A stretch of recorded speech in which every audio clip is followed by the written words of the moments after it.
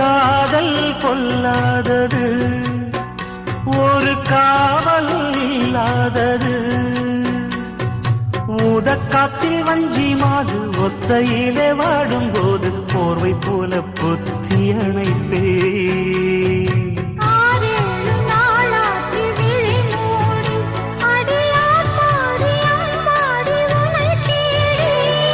நீதானே மானே என் இளஞ்சோடி, உனை நீங்காது என்றும் என் உயிர் நாடி.